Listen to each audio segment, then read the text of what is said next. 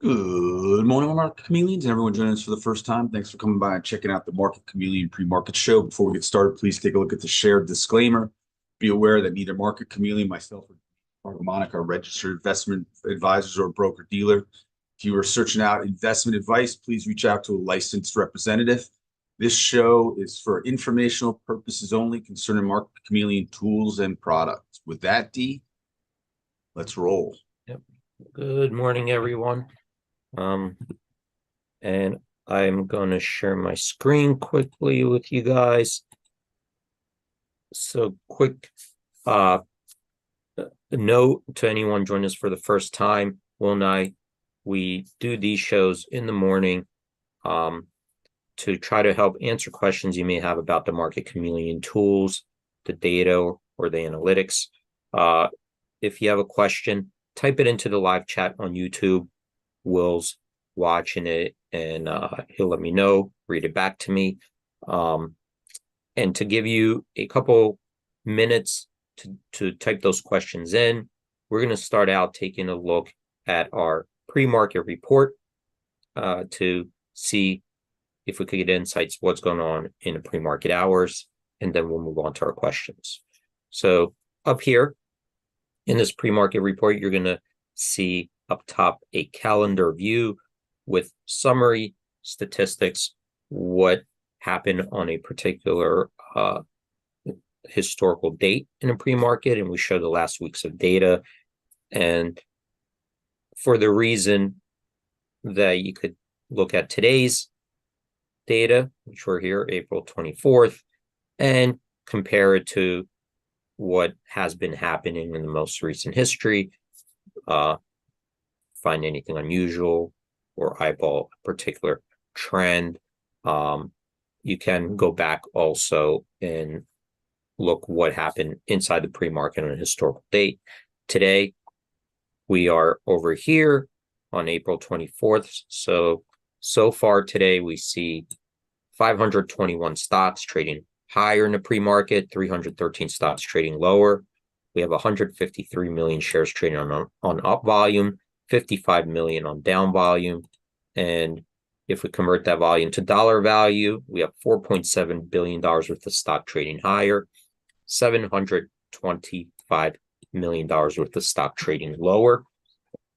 I'm going to scroll down. And now, and from that perspective, it looks like there is a bullish lean or positive sentiment in the pre-market trading. Right? We're going to come down here, and now we get this granular view of what's going on in pre-market. We see stock symbols, price changes, volume, alerts. For stocks trading in pre-market hours, we have our most active stocks, our biggest percentage gainers, biggest percentage decliners. I see 127 stocks made our biggest percentage gainers list, 48 on our decliners list. So from that perspective, it also looks like trading in a pre-market has a bullish sentiment or bullish lean. Now, to make this list, we set thresholds for volume and liquidity and price changes, because stocks in a pre-market can trade on very low volume or low liquidity. And if that stock meets this threshold, it can make it onto this list. And that does include small cap stocks. It includes ETFs. It could be a leverage product or an inverse ETF or closed-end fund, any security that's listed. So to narrow this group down further, we could use our filters above.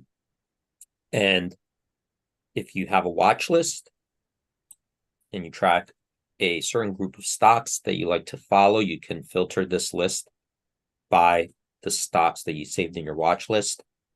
We're going to use this filter here in ETF for our example. I'm going to click on it, and we get this drop down menu to select from. These are different ETFs. I'm going to go with this one up top, SPY. And when we click on it, the list below gets filtered by the stocks that are holdings in SPY. And what we did was now narrow down the group of stocks that we're trying to analyze in a pre-market to the S&P 500 stocks, because the SPY is the S&P 500 ETF. And here we see 35 stocks made it onto our biggest percentage gainers list, 6 on our biggest decliners list. And that also indicates that traders in a pre-market so far have a bullish lean. So that's three different perspectives we looked at it. We looked, and they all point, or indicate that so far, there is a bullish sentiment in pre-market hours. And well, if you have questions, I'll take them now. Nothing's popped up, D. Okay. So let's go to, let me unfilter this. Let's talk about, let's do some stock in, let's look at some tools and analytics on stock trading, and let's focus on the pre-market. And I'll take, why don't we just take this one, AMST. It kind of popped up. It's a small cap stock. It's up 62.5% in a pre-market. It's got 11.8 million shares that traded so far. All right, let me just take a look at this. So it did have news, right? With some AI tools. I'm hovering over it right now. And at 7:30 a.m., there was a press release. Looks like they're launching some new product. And I'm just going to open this up over here. Okay. And we could see kind of right where the press release came out. We see that's where the trading picked up. Okay. And we could get some more insights if you click on it. You could go read the news. So when we're looking at the activity, right, and we see that there's a lot of volume, a lot of price action, and we want to analyze this. Of course, the first thing we want to do is check if it's news driven, right? If this is a reaction to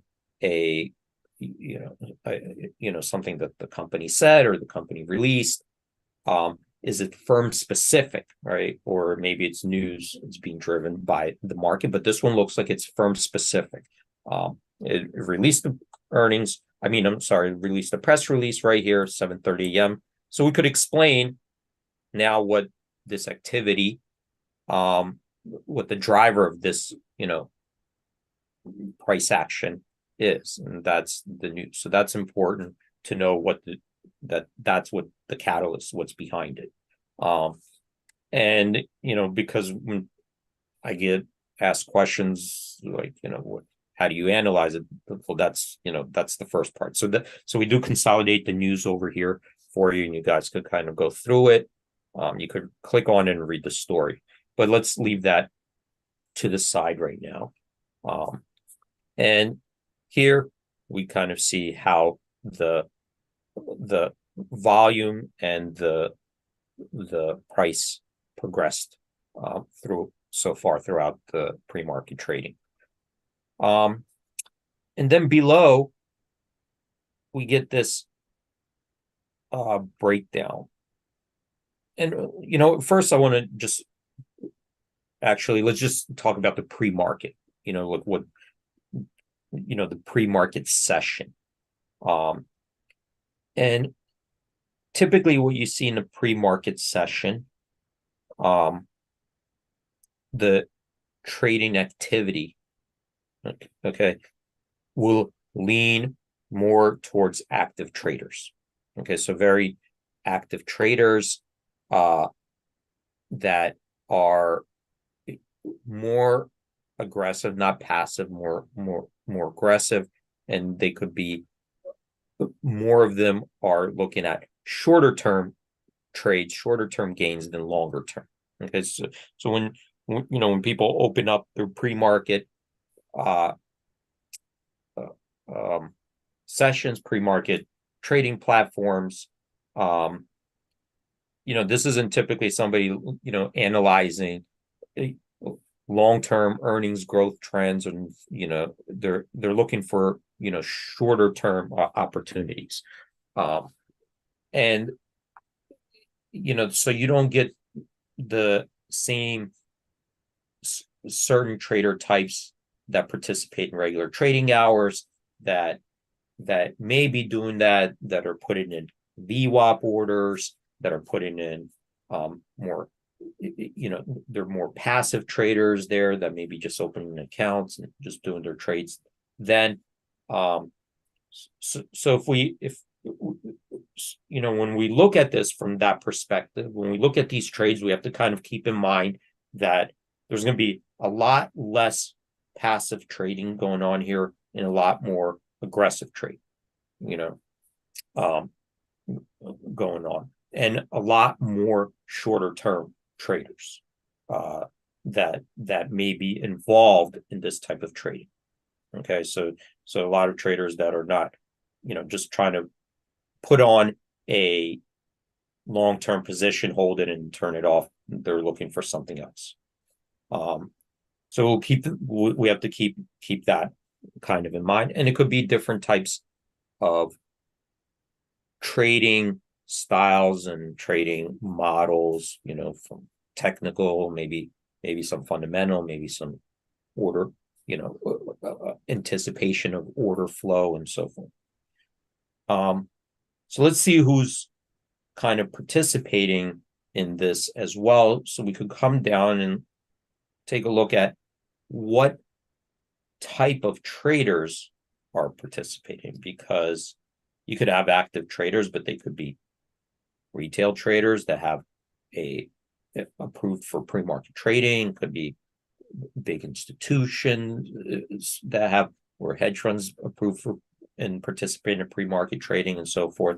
So let's just take a look at it, the breakdown, and where most of the volume concentrated. And that's over here below. So now we have these VWAP bars, and it breaks it down by volume and prices that the stock traded at in pre-market. So the longest bars over here, you can see between $2.96, $3.08. That was the longest bar, where 3 million shares traded there. And then you could kind of see the next bar. And this kind of also lets us know not only where the concentration of volume was, but if there are any type of what I call air bubbles or illiquidity, where, if we see very thin bars and then a big thick bar, very thin bars, it could show you that there's not a lot of liquidity as you move up from one point to the next. That could jump, make far jumps.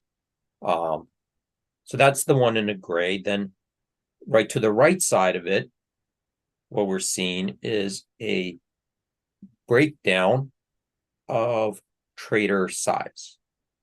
So what we're doing is looking at the size of the trades that are interacting and saying, what, given those size, is that typical of a small trader, a retail trader, a maybe more sophisticated professional trader, or already an institution. So you can see here very little institutional professional trading, a lot of smaller and retail customers that are participating in this pre-market.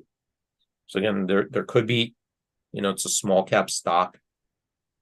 It had news on it. You could see a lot of volume. Somebody could be talking about it somewhere out there.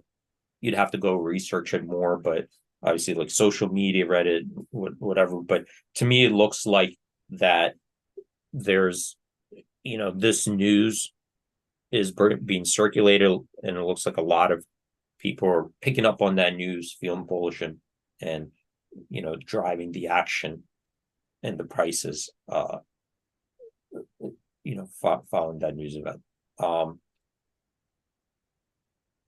And then I'm going to move on to the breakdown of the lit exchange versus the dark pool. Now, when we look at this, what type of insights are we trying to get? The difference, you have to understand the difference between dark pool and lit exchange to understand the insights. And when we talk about the dark pools are private broker dealer matching engines. Okay, these are like kind of like private exchanges, and within their private exchange, they have their own rules, and they approve who can participate, who can plug in, and who cannot. So when we talk about dark pools, not everybody has access to all these dark pools. Okay. It's not like the New York Stock Exchange and NASDAQ. Everybody has equal access to those exchanges. Those are public exchanges. But dark pools are not operated that way. They're a little bit different. And they manage the customers that participate within the dark pool. And you have the order flow that goes in there. So what are the trades interacting in here in the dark pool, right? That it's important to understand that to then kind of get a picture of what might be going on. When you have a broker dealer, and it could be Goldman Sachs, it could be Citadel dark pool, it could be Knight, or whatever it is. What they're trying to do is say, okay, we have these customers. They could be institutions, and they're interested in trading this stock, but they don't want to put their orders on the lit exchanges, because the lit exchanges, by putting in the orders, once you put that limit order in, then what happens is you're at risk to adverse selection, to a high frequency trader that has more information faster than you, and then what happens is you become a target by putting that limit order on an exchange. It's firm, and they could grab it on some kind of news, and then what happens is, yes, you sold it or you bought it, but let's say you sold it, the stock went up on good news. Well, what happened is that you basically kind of gave money away because the stock already had news, right? It should have been at a different level, but you weren't able to process that news as quickly, and that's called adverse selection, right? Whenever you're putting it out on the lit exchanges, on the public exchanges. So by being in a dark pool, you're not showing that limit order, right? You're not saying like, here's 100,000 shares, to whoever takes it. So in the dark pool works a little bit differently, and the dark pool operators do not allow high frequency traders in because they don't want their customers getting run over, right? Their customers want to interact with people who are not more informed or have a competitive advantage, such as like speed, against them, right? They want to avoid that. So the dark pools provide that type of benefit to their customers. So now you have these big customers who are liquidity providers in a dark pool. Could be institutions, whatever they're trying to either, either reduce a position or increase a position, establish a new position. And they become kind of like, providing liquidity in that dark pool, right? They'll be sitting on a bid, on a VWAP bid or a VWAP offer. And if two big ones happen to match up, they're going to match them up. And if they don't match them up, two big ones, what else happens is that the dark pool operators also like retail order flow. And they'll trade against the retail order flow, and because retail order flow is considered uninformed. So they don't have any kind of like superior, information that the stock should be at a higher price or lower price at this moment, right? That's the least informed are considered the retail traders. So they're going to push in the retail traders to trade against their liquidity providers. So that's what's going on in the dark pool. And when we see dark pool transactions like this, so you could see here over here that there's a big volume in the dark pool, and we see that there's a lot of retail trading going on. That indicates that there was liquidity in the dark pool at that moment, where there are liquidity providers, and it could be perhaps some institutions or larger traders, or it could be market makers in that dark pool that were willing to transact with that flow before it went out to the lit exchanges. Okay. And the lit exchanges, it's kind of like the last place you would go if you don't find liquidity, right? And it's the last place because once you go to the lit exchanges, like here in the yellow, then you start moving markets, right? Because if you take an offer on the lit exchange and there's no more, then you have to go to the next offer that's displayed. So the displayed public exchanges are where the markets will start moving to new levels, because those are the MBBO markets. So just looking at here, looks like there was some liquidity here in the dark pools.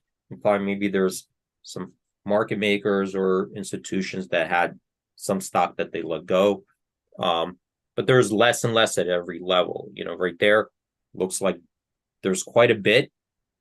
And then as we went up, it looks like less and less. So the order flow is now moving more and more towards the lit exchanges. And the more it moves to lit exchanges, the more it could move the prices. Okay. And part of it, and I'm looking at it right here, is that there's quite a bit of volume in this stock, AMST. 11.8 million shares, which could just overwhelm.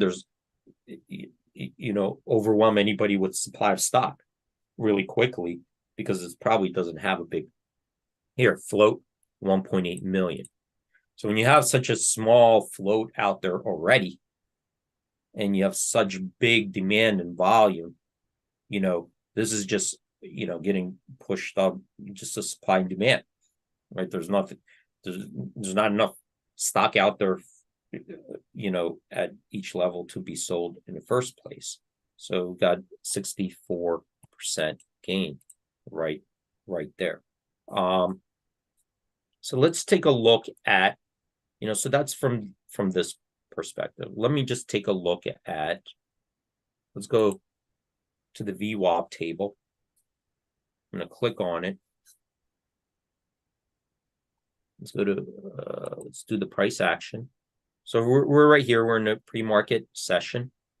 So you can see VWAP price $3.16. This is the total notional value of all the stock that traded, 39 39.4 million. And just to give you a perspective, the market cap yesterday was 5 million. So we already traded, you know, what is that, like 8 times almost the market cap? There's a lot of trading going on. It's like very, very active based on what this typically sees. Here's the typical, notional value in a pre-market, like $6,000 worth. Previous 30 days, $15,000. Now you got 39.4 million. And even if we looked at the regular trading hours, this stock usually trades $40,000 worth of stock. We have 39 million today. So you could kind of see the pressure right now on that stock. And there's just an enormous amount of pressure given the amount of stock available. And I'm going to go over here. Let me just see the VWAP table. Sorry. Let's go in the pre-market. Let's just take a look at the VWAP table. And in the VWAP table, we see, big volume bursts. So these are volume bursts relative to where it typically trades. So a lot of them, just because there's so much, 49 versus 47. And it looks like they're $20 million worth on downticks versus 17 million, 0.4 on upticks. So you can see here, $3.20. VWAP on upticks, $3.11 on downticks. And what this indicates is that they're, the volume bursts kind of are evened out. Really, it almost looks like, buys versus sells are very close together. It's a little bit less liquid to the upside. That's the average move on the volume burst to the upside versus downside. So we're up at 9:30, but I was, just trying to explain kind of some of the tools and features, so you have an idea of more of what's going on, what could possibly be happening. But one thing we can look at, I'm just going to look at the historical moves and historical gap up moves. So this is what it did historically on opening gaps, the biggest gaps. So we see 16%, we had 156%, 15%. So it had, on average, if we took the average of all the gap moves, 31%. So it's had big gap moves, that were even bigger, 158% we see. Here's a 50%. But this is on the high side, 56%. What did it do typically afterwards? We could see that from the opening, it tended to drift lower. And that could be because, and this is our inference explanation, that in the pre-market, you see typically more shorter term traders than longer term passive traders. Okay, that's just kind of like the setup of the pre-market, that you'll see more shorter term traders than you do in the regular trading hours, more aggressive, day traders than you do in the regular trading hours. And this could be that in anticipated they start, whatever positions they'll start unloading, and maybe that's what creates, the pressure going. It didn't happen every time, but this is in the last 12 times. And you could see that even from the open to the high, open to the day, there's a lot of volatility. On average, the average move to the upside is 11% from the open, average move to the downside 20%. So a lot of volatility that in the stock after a big gap move. And you'd have to read the news and see what's different, but you could see that it tended to drift down after the opening to the close. So that's really quickly just a quick overview of a pre-market trading price action in the stock. Well, that's a great analysis, Steve. A whole morning on the pre-market's pretty cool. Thanks so much, buddy. All right. Thanks everyone for joining. Stay safe out there. Have a great trading day, and hope